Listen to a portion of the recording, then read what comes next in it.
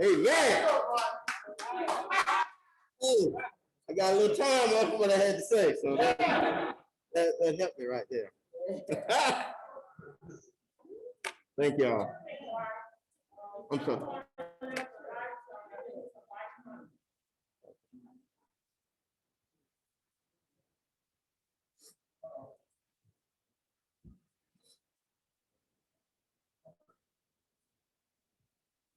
Okay.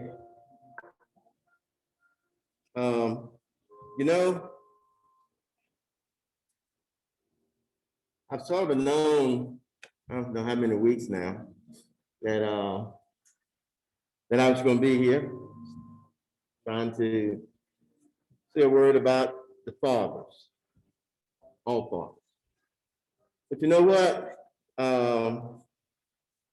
Sometimes, you know, and I tell you, out of all this time I had to get ready, sometimes things, and actually the things that happened, came up with me, was not bad. Actually, it was blessings. It was blessings that had been bestowed upon me that took off a lot of my time. And actually, so when I would get home, I would be so tired. So actually, it wasn't bad that I really missed. It was blessings that the good Lord had bestowed upon me. And you know, sometimes the devil see things that the Lord has bestowed upon each and every one of us and try to use that. So he tried to use that stuff against me by not knowing, coming here and not having a word to say. So yesterday I had made up my list. I said, I'm gonna sit down today and get things worked out. So I had a big issue that happened on one of my job sites. And it sort of blew me way out. I mean, it was sort of rough. But it wasn't as bad as it seemed. It wasn't as bad as it seemed. So it did cost me more time. And here we go again, more time. And so, but you know what? The thing about that is when you have someone, just like a good father has a good wife. He has a good wife. And she told me not to say this. She knew I was. But you know, back when I was all tied up doing this and that, running this job and that, my little wife, she had printed me out some stuff. She had printed me out a, you know, a speech. But actually, I'm really not using all of it. I'm not using all of it. But so that's where I'm at right now. I'm sort of, I asked the good Lord to be with me today, and he's on, you know, when you ask him, that's the truth. When you ask him, he's there. He will be there. He will be there. He will. And so I just want to start. I'm not going to hold you very long because I done had about 10 minutes. That helped me with our joyful word.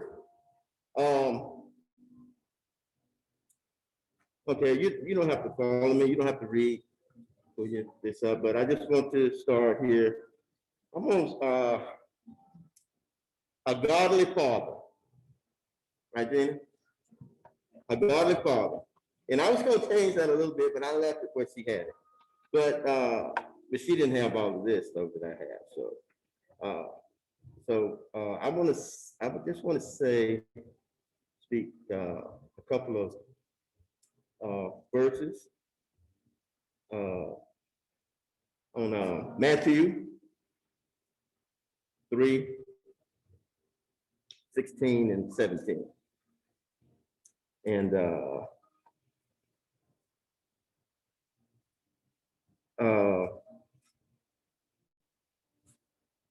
it says, when Jesus was baptized, immediately he went up from the water, and behold, the heavens was open to him, and he saw the Spirit of God descending like a dove, coming to rest on him. And behold, a voice from heaven said, "This is my beloved Son, with whom I am well pleased." With whom I am well pleased. And basically,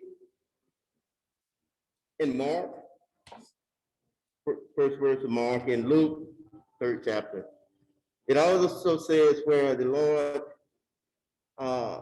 is speaking and saying that he is so well pleased and blessed for his son, to have his son. And so basically, I wanted to just start with that to show that, you know, that's one thing we have to do with our children these days. We have to let them know that they are loved, they are blessed, and they can accomplish anything they have, you know, in their desire to do. So I just want to read, "A godly father." Today is Father's Day. The greatest need in our community today is for fathers who will rise up and assume their God-given role to responsibility in the family. You know, God is the original father. Yeah, I skipped over some of your days.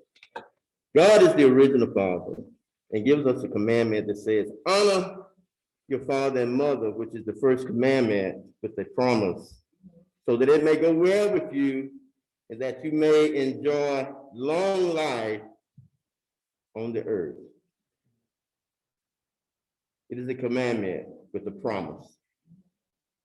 Give an honor to your parents, and you would be a person whose life would be long and that things would go well with you.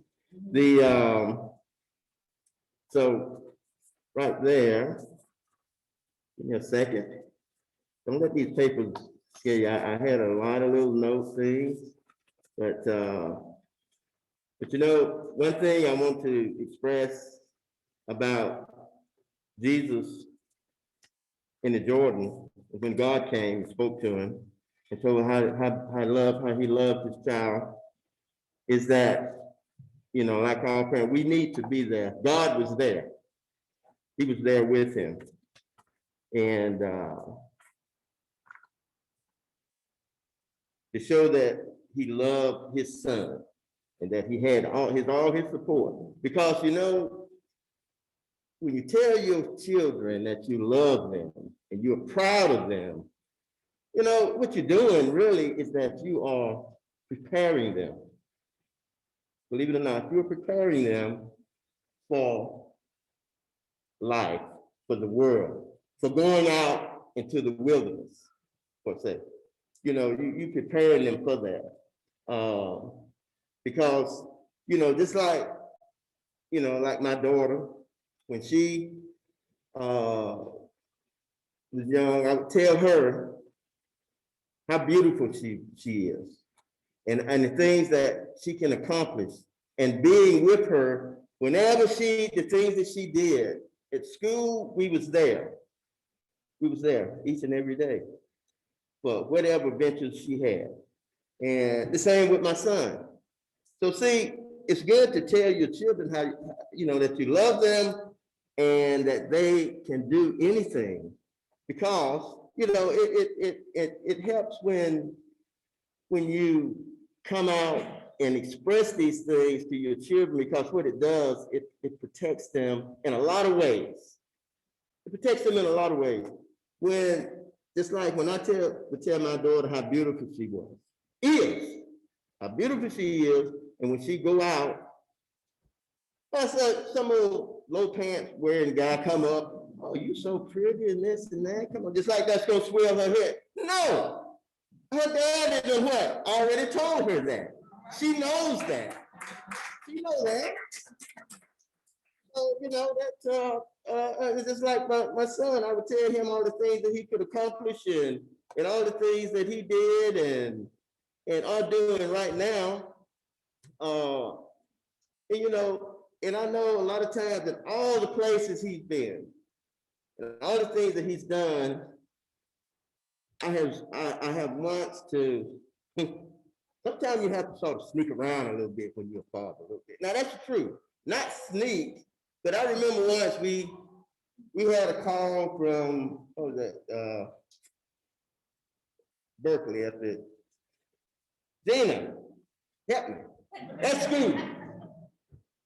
Okay, we got a call that, he had a problem with his grades and stuff, so, and by mistake, Gina had made a deposit into my account, and so she made it into the wrong account, and my son got it. And he said, so his mom called him and said, "Son, what you do? What?" She said, "Mom, I was, you're walking with people and stuff, and just put your card in, and all of a sudden all this money pops up." He was blessed. He said, "Mom, I was blessed. I thought the Lord had blessed me."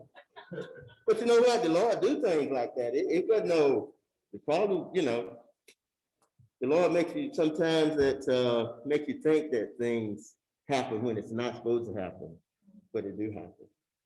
But so we got a little curious about that. So the next morning we had caught a plane, we was up there.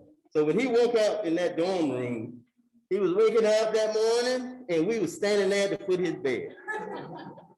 And so while Jen was talking, I'm looking around the room, see what I see if I see anything in there. I saw nothing. And to this day, I haven't had any situation with my son. I have always been there with my son. I have been to things, and we have been a lot of places. We have went to a lot of things at school, Little League. A father has to do those things. You have to do those things. You have to do those things. Fathering a child is pretty easy.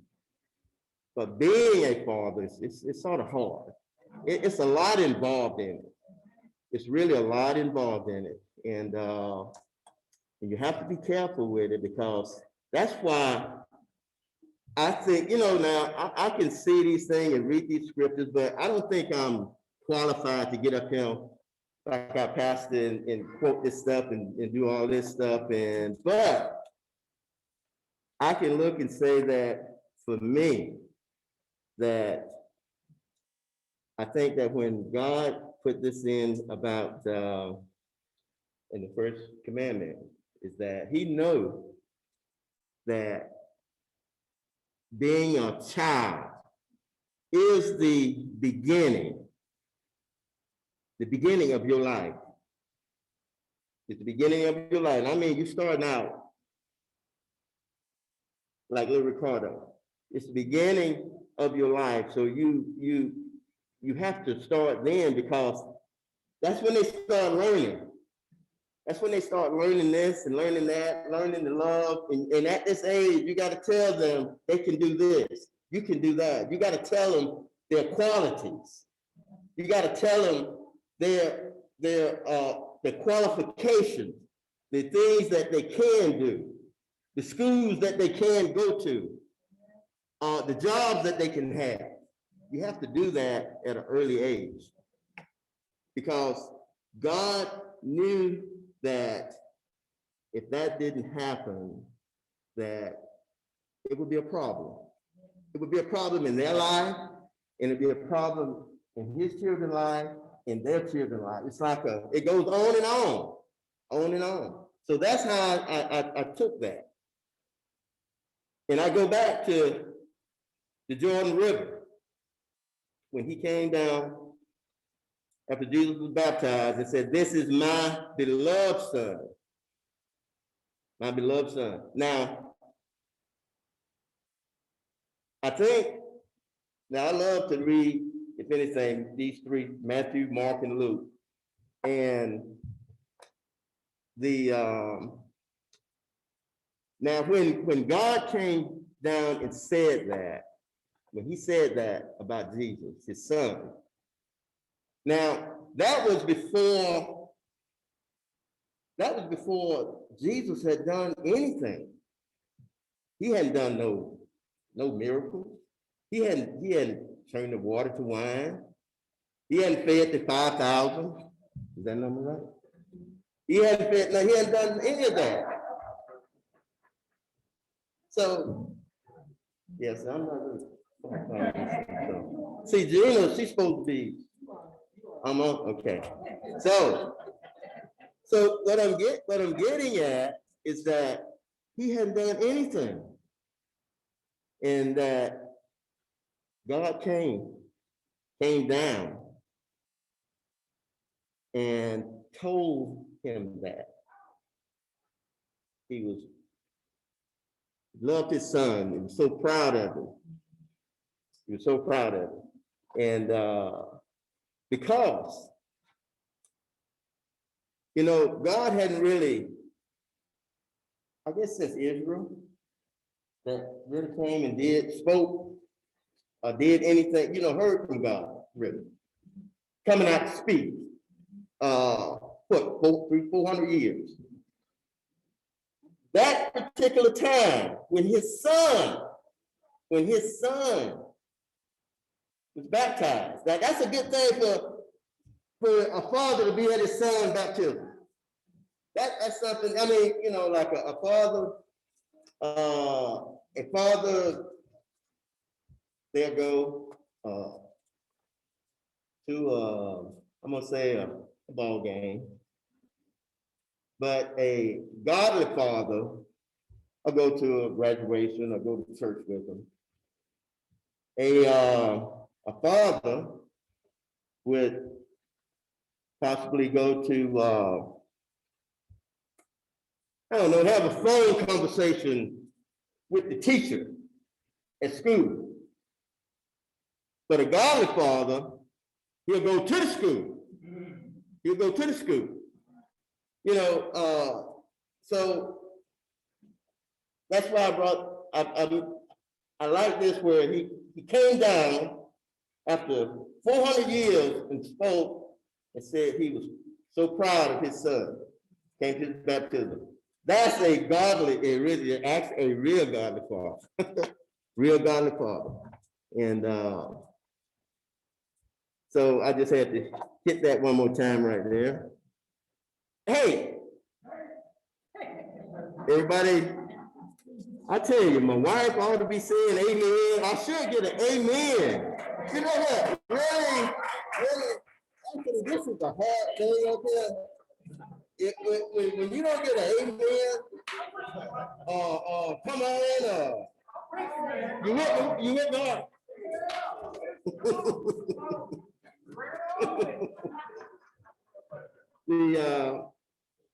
But it's always, and the other thing too that I figured out that I know for a fact is that when God, the commandment that children, I'm gonna tell you, children, if you never prayed, I've been here at this church since I was little. I would see the old deacons around here. They get here and they would pray. I mean, those prayers could really understand some of it, but I was little. But it's different from what I would, if I pray.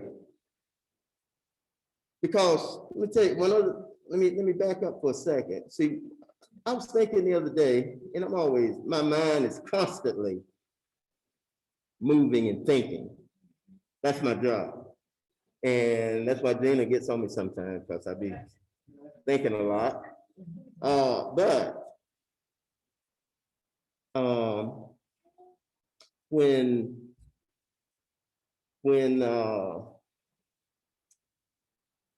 you got children and you pray, you learn how to pray for your children. You learn how to pray for your family. You learn that because I can't come out of my house in the morning until I pray for my children. my daughter, my son, my wife, her mother, her children, my brothers. I have to do that because of the God listens. But number one, he hears everything. He hears everything, and he answers prayers. He answers prayers. So you learn. Children will make you pray. Children will make you pray. Because times when you don't know where they are, so who you gonna talk to? Who you gonna go to? You're gonna go to the good Lord. Hey, Lord, please watch over my child. Please, Lord Jesus, watch over them. He went around in that car with those friends. Keep that drunk driver on the other side. Keep him out of that car, Lord Jesus. That's, you will learn how to pray. You will. You will. And it's times when,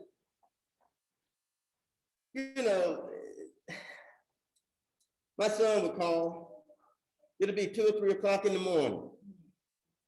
But where he's at, he'll probably be 12 o'clock. And Mom, Dad, I'm putting in. Get on this flight headed to Japan or wherever he's going. That time of night, and you get a call, your son's gonna get on the plane and ride for 20 hours. That's not good to lay back down on. So what you have to do, you have to give that to somebody.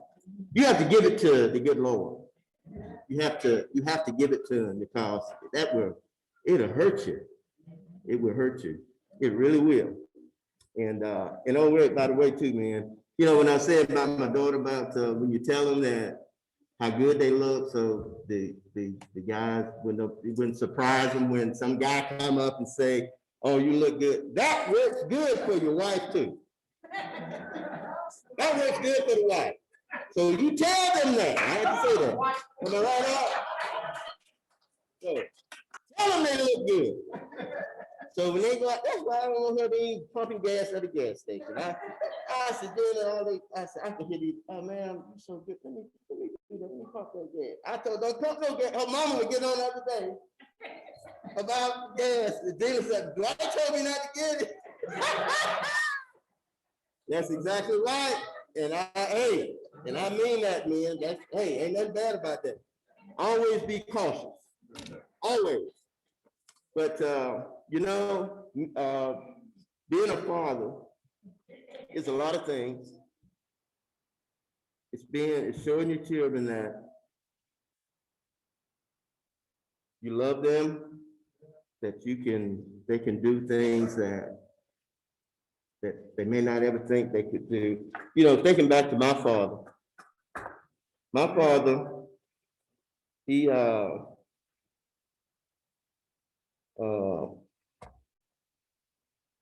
when I was coming up, I was around my dad all the time, and around my grandfather. And but my dad, he was a man. He was a strong man, but he loved his children. But I don't ever recall my dad telling me he loved me, but I know he did. So when I sit up and say that you have to tell them that, it ain't your children that you love. That's not a necessity. It's a good thing to do that, but it's always the ways that you can express yourself to them where you don't have to just say love. I don't think I ever heard my dad say love. Did he, Billy? And but we knew that our dad loved us. He never whipped nobody. Now my mom, she would just tear us to pieces. And when Dad come home, and she said, "Willie, you need to get him because he did this, did that," he would take him up in the bedroom up there, put him behind the dresser and beat the dresser and tell him to holler. And he did that. I saw him. He did Larry like that. My brother Larry. And so my dad, and you know what? My dad, when I was little, he would say things, and I'd be like, "What is my dad saying?" You know. But as I got older, he was quoting scriptures. He was quoting scriptures. He really was. And I'm like, but if you knew my dad, you know, back then in them days, it wasn't just him, but it was a lot of people, a lot of men that they enjoyed life. They enjoyed life, but they took care of their families, their children, in ways that are a little different than what we do now. And but they was dads, they was fathers, they worked. You know, I never saw my dad where he didn't go to work. And so when I got big enough, I was with him. And I'm so thankful for the things that he taught me. Because it's important that, you know, to have your kids with you at times, because you teach them, they learn things. When I was little, my dad would, when he went to business in the banks, I was right there with him. He went to talk to people on jobs, I was right there with him. When he went to collect his pay for his work, I was with him. You know, even when he had his free time, when he was going to blow some steam off. When I say I was with him, I never saw my dad drink anything. I did not. But I saw the aftermath. When he would get back in the car. But he never let me see that. He never let me see, you know, him doing that. And so he told me, but I learned the things that he taught me. My dad was a giving, Lord Jesus Christ. My dad, he gave.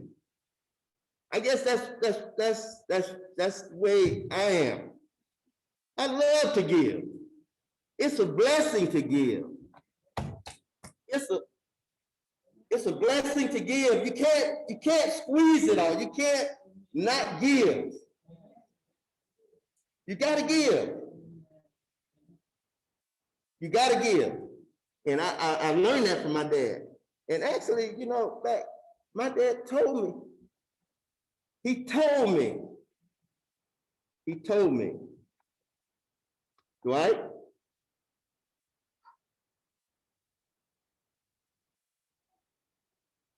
look out for your family,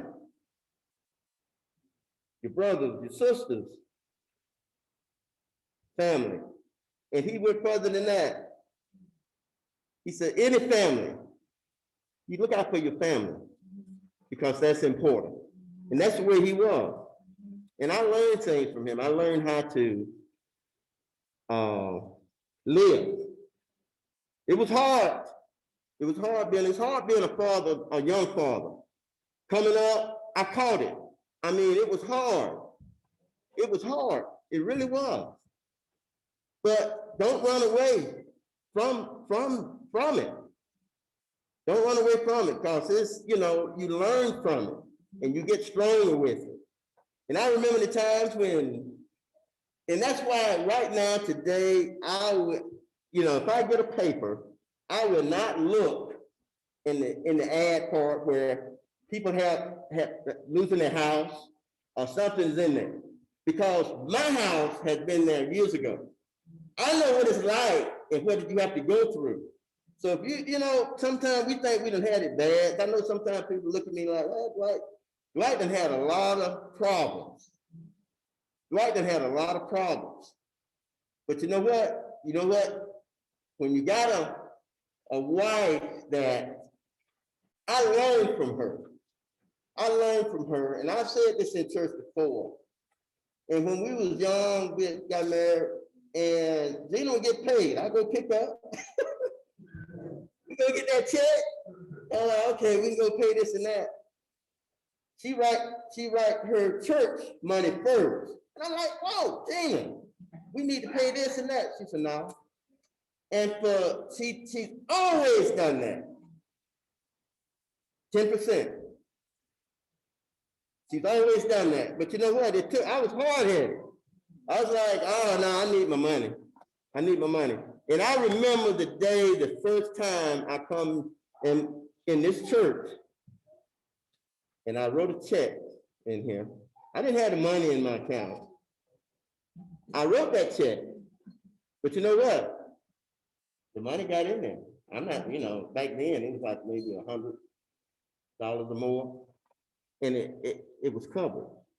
And the next time I come in, I did more. And you know what? I kept finding out that it was easy for that money to come back in. And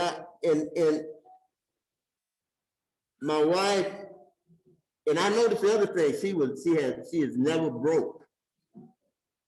You know, you get low in money, she is never broke because she do her 10%. I learned that from her. So, and my dad, I learned a lot of things from him. I had to say that about my wife because you got to have a good wife.